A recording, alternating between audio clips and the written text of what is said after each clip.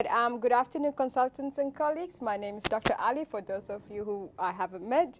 I'm going to be going through Mullerian anomalies and their effects on women's health today, supervised by Dr. Honeycomb. I understand it's Friday and we all need to get to the good side of the city, so it's very short and I'm going to keep it simple. So basically no questions. I'm kidding. I'm kidding. I'm kidding. This is the outline of our presentation. Basically, we're just going to go through stepwise introduction, embryological development, just to revise basic embryology, 2-3 lines. Anomalies, the prevalence, classification, how do these patients present, the diagnosis, and then how do we manage them and which patients require management, and then what kind of surgical repairs are offered nowadays, and then few references and take-home message. Mullerian anomalies originate during the development of paramesonephric ducts. They are characterized by failures in fusion or canalization or the absence of these structures. They are first seen or identified at 6 weeks of gestation. They elongate caudally, cross the paramesonephric ducts medially, and then fuse midline from both sides. By 12th week, the caudal portion fuses to form the urovaginal canal and inserts into the dorsal wall of the urogenital sinus as Mullerian tubercle. Then internal canalization produces 2 channels divided by a septum that's observed by the 20th week. Cranial and fused parts forms the fimbria and fallopian tubes, and the fused parts forms the uterus and epivagina. And this is a diagrammatic representation of the last 2 slides. You can all take a minute or 2, and then remember all embryology. Okay, so the absence of Mullerian inhibitory factors, the absence of Mullerian inhibitory factor causes the degeneration of the mesonephric ducts and promotes the development of paramesonephric ducts. And then the anomalies, basically the Mullerian and the Wolffian ducts are closely related embryologically, as you can see in the diagram on, now which side? Left side. Commonly associated with the anomalies of the kidneys and ureters. But the gonads develop separately, and so we have normal ovaries in the Mullerian anomalies. These anomalies arise in the abnormal formation in any of the developmental stages. In the organogenesis, the partial or the total agenesis of one duct leads to unicornuate uterus, and the total or partial agenesis of both ducts leads to, I'm just going to use the short form, MRKH syndrome, Rokitansky syndrome. With the lateral fusion, it leads to bicornuate or didalphous uterus, and vertical fusion leads to imperforate hymen. Now, the subtate reabsorption, if it doesn't happen, if we have anomalies that side, it leads to subtate or subsubtate uterus or arcuate uterus, whereas the anomalies of lateral development leads to hypoplastic uterus and T-shaped uterus. I've tried to look through the prevalence. It varies from place to place, but in a systemic review, the prevalence that was most reviewed was 5.5% in unselected population, 8% in infertile patients, 12.3% in patients with history of miscarriages, 24.5% in patients with miscarriages and infertility. So basically, the prevalence does not increase. The prevalence of primary infertility does not increase with these anomalies. As for the classifications, previously the most used one was the American Fertility Society classification, which separated these anomalies into 7 classes, originally proposed by Bittram and Gibson in 1988, has been modified lately in 2020, but because of the limitations of these classifications, we don't use them anymore. These limitations included that the definitions of the anomalies were not very well defined, and they did not include all the anomalies in these classifications. So currently we use the European classifications, the ASHRAE and SG. I think we all know what it all stands for, saving time. developed another classification based on anatomy, embryological origin, degree of uterine deformity, cervical and vaginal anomalies. This is the classification tabulated. It basically has the main three classes. That's the uterine anomaly, the cervical and vaginal with their subclasses. So it basically, as you can see, goes from normal to severe.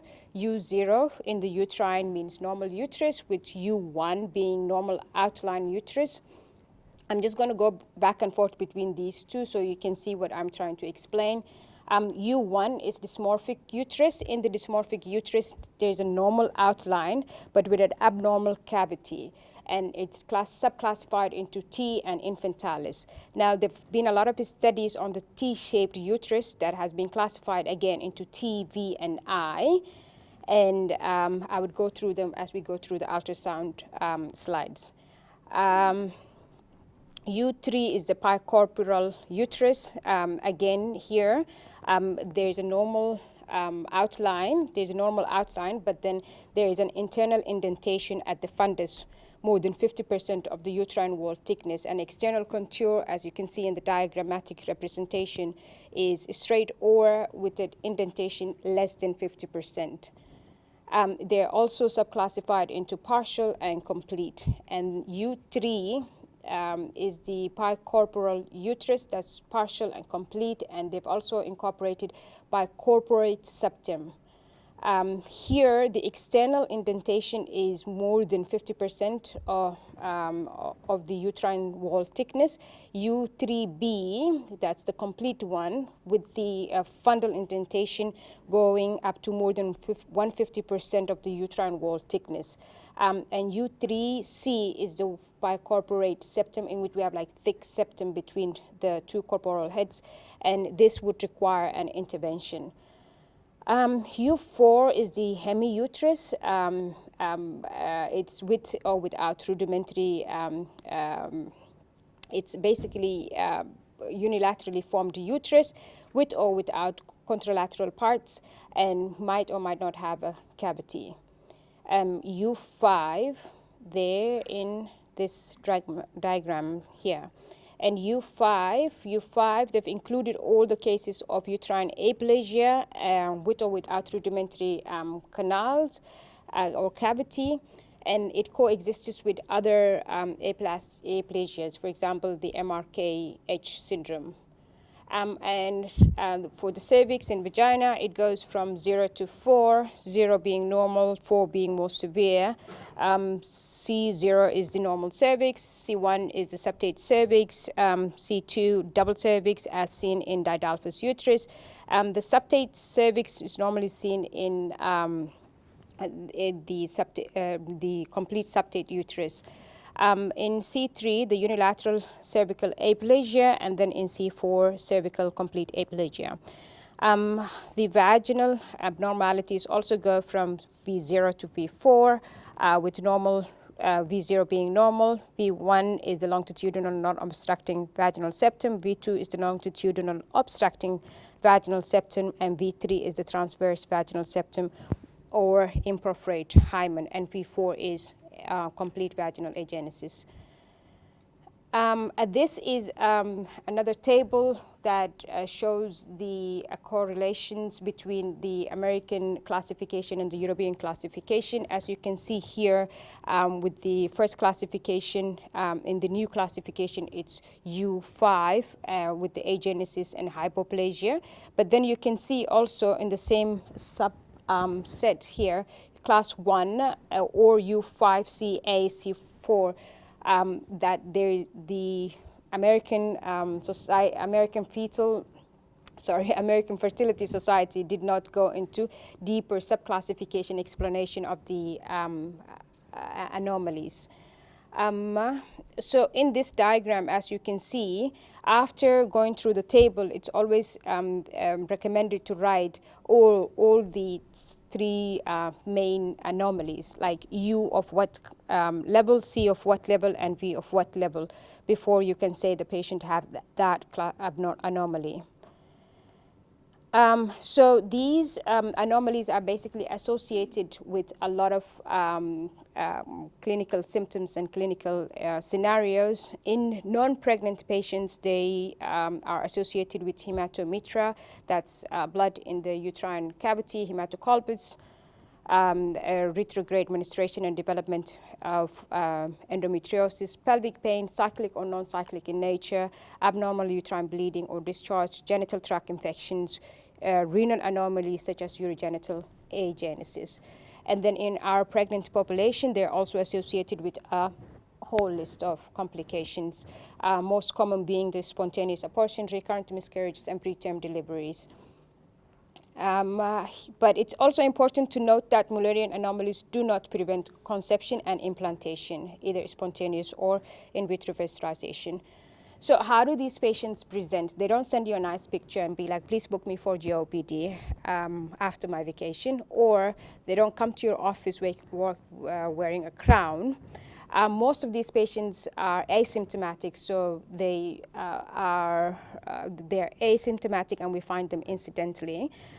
This is, I found this picture interesting. It was done by one of our colleagues at KDH, incidental finding of bicornuate uterus. Interestingly enough, this is graph 2, para 2. She had previous uncomplicated normal delivery in the first pregnancy, and because of fetal distress, they said she was taken to theater and accidentally found that she had a bicornuate uterus. This is another interesting case done in the neighboring country. My colleague is not here who sent me the picture now. Didelphys uterus with complete, with 2 vaginal openings, was also found in theater accidentally, incidentally. So mostly the patients are asymptomatic, but the symptomatic patients present with cyclic or non-cyclic pelvic pain, presenting at menarche, hypomenorrhea, or prolonged menstrual bleeding, or hematocolpus. And our pregnant population present with miscarriages and preterm labor. I just want to take a minute to emphasize on these presentations, because we had 2 cases lately in our department, 2 13-year-old patients. The first one was sent from within departmental, referral from abdominal surgery, 13-year-old patient who had a appendectomy laparoscopically done with them, and they referred her for query bulky uterus. On our examination, she was found to have confirmed the bulky uterus, so she was sent for ultrasound and MRI, which came back with hematocolpus and hematometra, and an imperforate hymen and transverse septal vagina. I just want to remind everyone that this patient is happy today. She had had her transverse septum resected and the hematocolpus was released. The other patient was also referred to our GOPD from private doctor with severe symptoms of dysmenorrhea. And he said query adnexal mass. On examination, she was found to have a palpable abdominal mass up to the pubic symphysis of 14 weeks. And on examination, she was found to have, so for both of these patients, because of their age, gynae examination was not performed. So she was sent to an ultrasound examination, and she had hematocolpus and a hematometra, and query unilateral kidney, emphasizing on the correlations between the agenesis. So this patient is still under investigation. She's awaiting for MRI when I last spoke to the caring doctor. So this is how our patients, the symptomatic patients, basically present. Diagnosis, like we've just mentioned in the, like any other clinical scenario, it starts with history and clinical examination. Then we go on to our radiological investigations, starting normally with hysterosalpingogram, then ultrasound, MRI, and hysteroscopy and laparoscopy is reserved for treatment options. Hysteroscopy performed under fluoroscopy allows evaluation of the uterine cavity and tubal patency. But however, it doesn't aid in distinguishing the septate and didelphys and bicaronate uteri because of the uterine fundal contour cannot be studied by it. I would just want to go back to this diagram. This is well shown, but mostly we cannot see the contour, so it's not reliable that way. And it doesn't have a role in evaluation the urinary agenesis or hypoplasia. Ultrasound 2D is the initial method because it's simple, it's non-invasive, and it's low cost. 3D has a good reproducibility. It has high level of agreement between different observers, and it provides additional and more reliable images and allows evaluation of cervix and vagina. 3D is less available and requires more specialized training than the 2D. So I just wanted to emphasize that this is one of the latest articles that was published in July 2021 this year, and how ultrasound is becoming, 3D ultrasound is becoming more gold standard. Previously we would say MRI is the gold standard, but now ultrasound is moving, 3D ultrasound is moving into the gold standard realm because of it is high we can rely on it more. This is in the classification, the European classification, the U1, in which we had normal uterine outline and the two subclasses, the T and the didelphys. The T was subclassified and then had a lot of studies done because we didn't have definite definitions, or the cutoff lines were not agreed on. So this study done by Bermenger et al. Basically concluded that measuring the length of intracavitary line parallel to interosteal line at 10 millimeters from it and using length less than 10 millimeters as cutoff value, that's why we call it the rule of 10, appears a simple and accurate 3D sonographic method for diagnosis of T-shaped uterus. So now we can clearly say that it is a T-shaped uterus if we have these classification criteria. Another studies were done in the olden days, 2010, by Galiskin and group, comparing 3D with 2D, especially at different phases, the follicular phase and the luteal phase. And then the conclusion was, so basically, as you can see the figures, the conclusion was real-time 3D is accurate method that can be used in the diagnosis of congenital Mullerian defects. This is another study done in 2013, specifying again on the sensitivity and positive predictive values and the accuracy of 3D ultrasound. And then they've concluded that 3D ultrasound has a high level of accuracy for most of the uterine anomalies. This is another study also done by Bermenger et al. This is just to show the high level of concordance between MRI and 3D ultrasound. So we can conclude that often good 3D will be sufficient prior to hysterolaparoscopic correction surgery, and MRI will not be required. Ultrasound is more economical and better tolerated by patients. MRI remains still the gold standard imaging for Mullerian anomalies. It has a high resolution images and evaluates the urinary tract for concomitant anomalies. You can see here the high definition picture. Hysteroscopy and laparoscopy are invasive surgical techniques, and they are reserved for therapeutic treatments.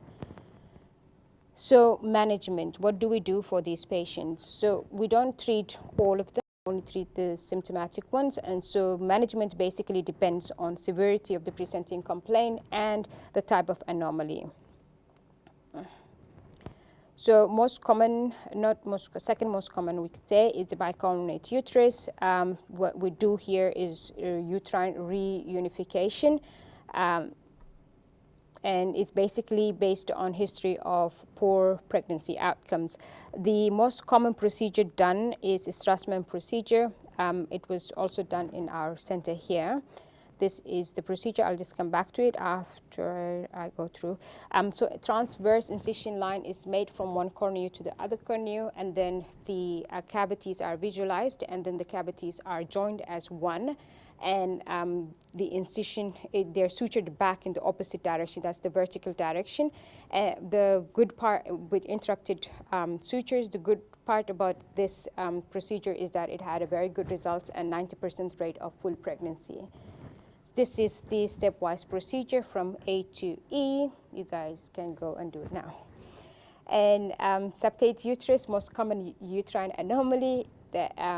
Basically, hysteroscopic metroplasty is done where transaction of the septum is done, especially it's done in early follicular phase because it aids with visualization and obviously less chance of pregnancy.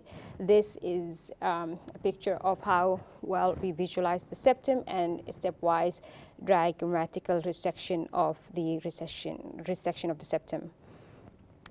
Laparoscopic or open transmyometrial repair. Basically, in the olden days, Jones and Tomskin's metroplasty were performed. These procedures are currently not performed because our laparoscopic procedures are preferred, and we have better specialized laparoscopic doctors now. Obstructed rudimentary horn, these are just removed laparoscopically. Vaginal agenesis, we do the dilatation processes are preferred currently since 2002. According to the ACOG, they have recommended the dilatation as the first choice to with a higher rate of success and lack of complications. The most common method used is the Frank technique, and then vaginoplasty reserved for if that doesn't work.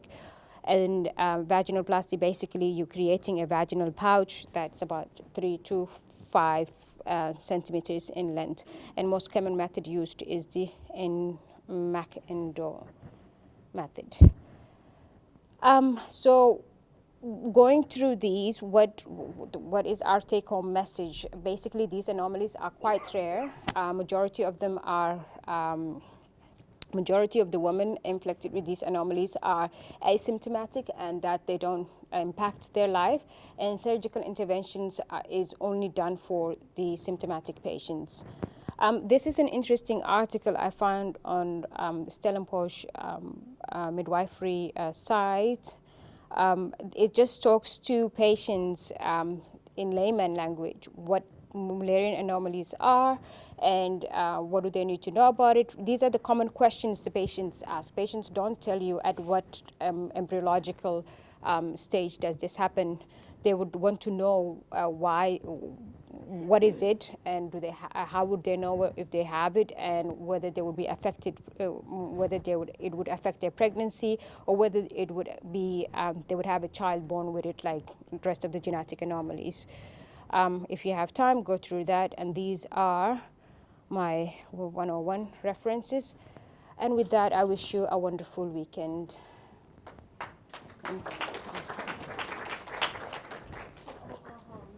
Yeah, run home. Thank you so much, Saida. It was a good presentation. Thank you. I think before I can head over to the flow, I just have a couple of comments.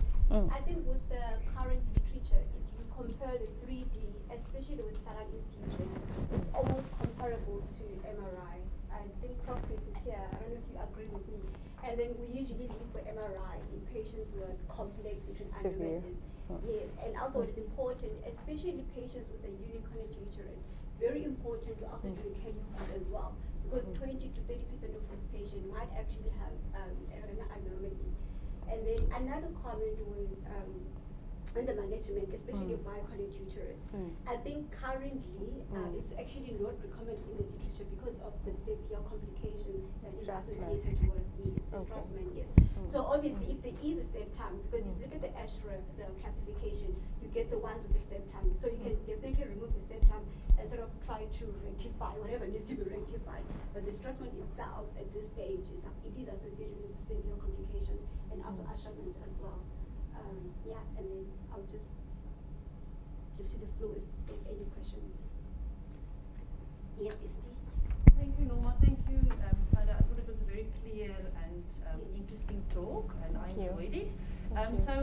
was on my theatre list this morning that we operated that patient of yours, and there seems to have been confusion, or maybe there could potentially be confusion between an imperforated hymen and a vaginal septum. Norman's also, correct me if I'm wrong, in this case she had a vaginal septum.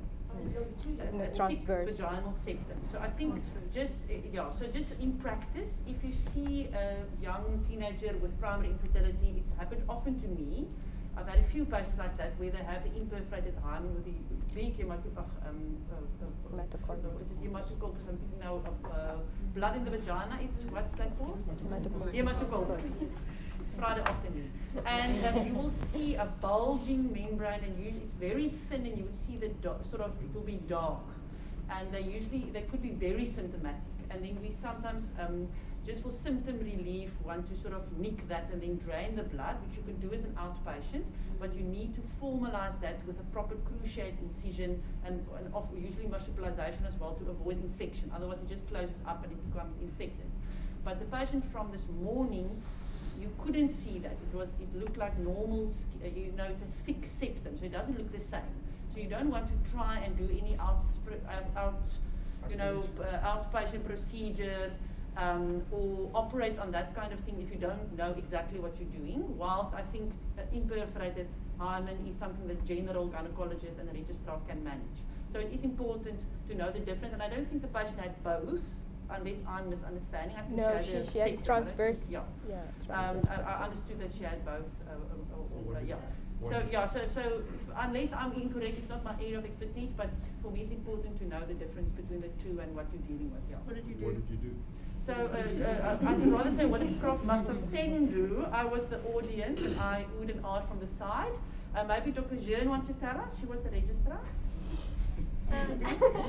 So the septum was the transverse septum. So what they did is so Prof had to say we can't make a cut like this because then what happened is it's going to tear to the blood and tear to the rectum. So he said must make a cut like a transverse cut and then just open up. So then once you make a cut you can open up the Caesars. So you have a transverse line, and then what they did is they just make a flap so that there's an opening. But the patient still need to come back for follow-up because it's not big enough. So in case like later on when she becomes sexually active, the suggestion is that she still need to come back for operation for review and then cut away all the scar later on. Causes later on dyspareunia. when she becomes sexually active, so that it can keep open. Yeah. Why didn't they want to do that all in one? No. So we only make a cut for today and then just. Because it's still fresh wound. So you won't be able to remove that scar today. We will first form the scar and then you'll secondary remove the scar. Yeah, my question is actually, how safe is that actually, because if you look embryologically and you look at those defects of the imperforate hymen and that vaginal septum, I once had a case that I discussed with Dr. van der Merwe. And he actually feels that you can consider to use the ultrasound and do it under ultrasound guidance. So my question is actually, was that something that he thought is helpful or not? You remove the septum under ultrasound guidance. Yes. So you can actually, you can probe, you can see, and you can see the organs, So that is one thing that he recommended us to do, but there's the danger that you can have an organ injury. No, I think it falls under subspecialist hands, the vaginal septum and the management of that. Yeah, I think this is actually quite a difficult thing to manage, and the difficulty in this case is she's 13 years old. That's really quite the issue, and in a non-sexually active patient, to keep that sort of orifice open is actually quite difficult. And I'm sure Thabo had his reasons as to what he was doing. You can do this procedure vaginally, and yes, the goal is to first of all visualize the cervix, because you've got about that much space, depending on the patient, between the cervix and the septum. So you can either go vaginally, using ultrasound of course to guide you towards the cervix, and then open up. Alternatively, the new technique is you go laparoscopically and you open the posterior cervix at the fornix. You'll find the septum, and then you find it from there.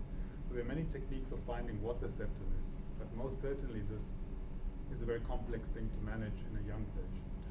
And I think the recommendation is usually that you actually should probably think of doing a laparoscopy in any case when you do that, you know. So yeah, it's a complicated case. Yeah, and what we also discussed today was the lower down the anomaly and the septum, you know, it's less complicated than the higher up it goes, the more complicated it gets. This Correct. was a very So you low have to one. differentiate upper third and lower two-thirds. Yeah, it was very low down.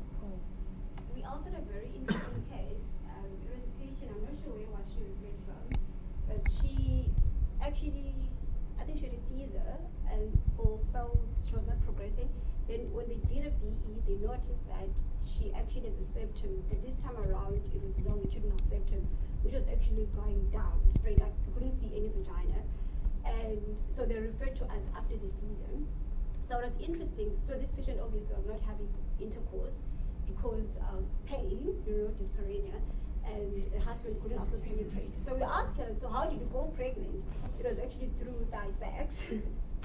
So it was also quite interesting. It was diagnosed in labor.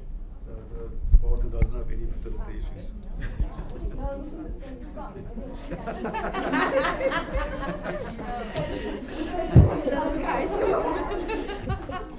So obviously we're going to operate on her just for pleasure. Any more questions for Saida?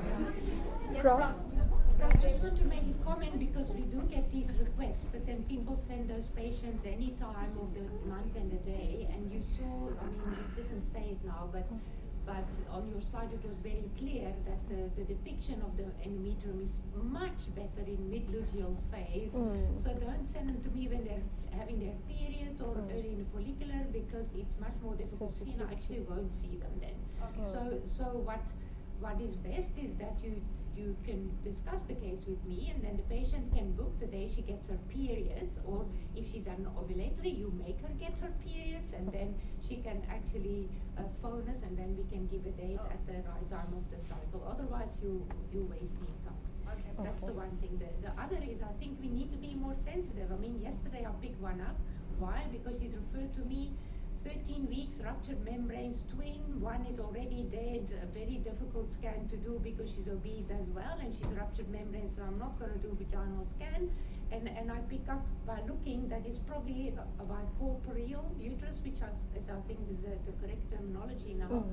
I can't see the detail now because of the pregnancy, but if you listen, the patient had 2 miscarriages, 2 severe preterm labors, one baby died, one didn't, but she is not in our system. Nobody works that up, nobody looks for that. She has a history that's screaming at you, no term pregnancy, 3 losses already, 1 severe preterm that survived, and we're not thinking. As you mentioned, these uterine anomalies are common. They are not rare anomalies, they are common. 1 in 20 women walking around have one of them. And therefore, if we get a history like this, we must explore this. And I think we don't pay enough attention to women with losses or pregnancy complications to think a bit further, because many of them I pick up by accident when I'm doing a scan for a completely different reason. Okay. Sorry, just one thing for the people who are writing exams who need to get this knowledge in. Maybe let's go to listen. Can you just elaborate on what Norma was saying between these Strassmans and the septum? Sorry, I'll say again, Reggie, The Strassmans and the septum. Do you know which procedure is used for which? Because I'm not sure that was clear. for the septum and the... What is the Strassmans and what's the... When do you do a Strassman?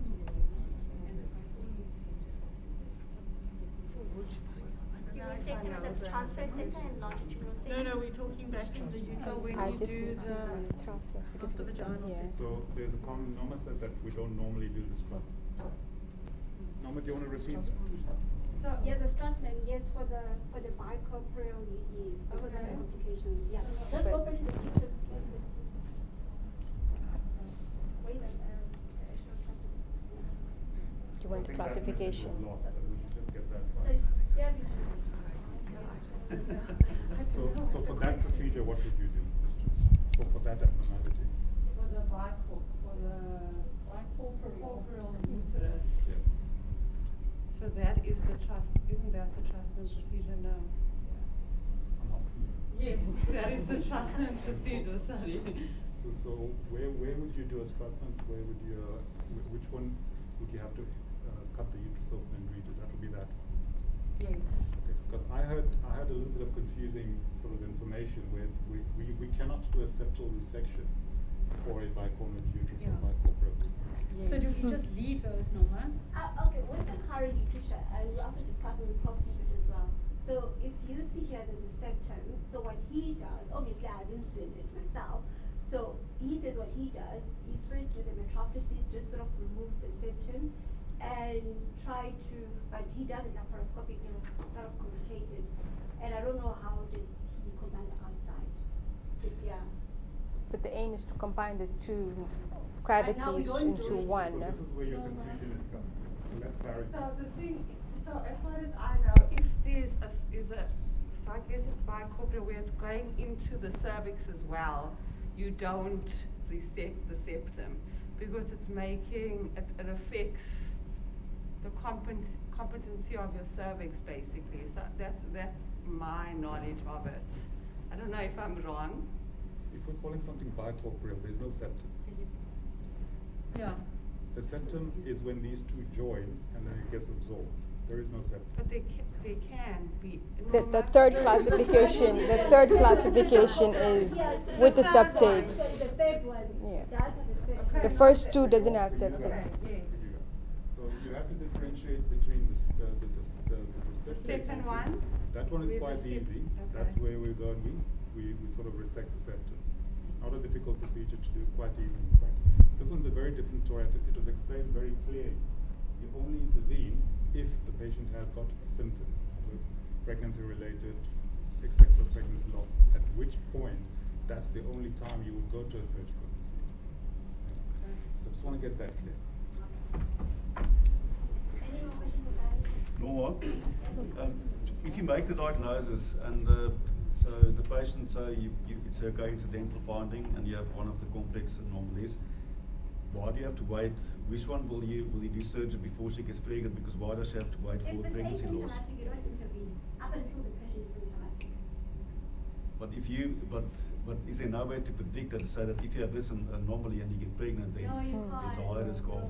We only intervene if the patient is symptomatic. If they come with recurrent pregnancy losses or anything, and that's the only time we intervene. But if the patient is asymptomatic, because you find a patient with a symptom that is actually carried on till Pregnancy. So But while she's asymptomatic because she hasn't been pregnant. yeah, No, when but she's some pregnant, majority- Planning pregnancy. Get a partner and try. Yeah. Because remember, with all these interventions that you do, there's still a risk of Asherman's, you know. So if you remove a septum in a patient that is asymptomatic, you still cause more damage unless the patient is symptomatic. So if the patient is asymptomatic, And lastly, you can also transplant a uterus. Thank you. Thank you.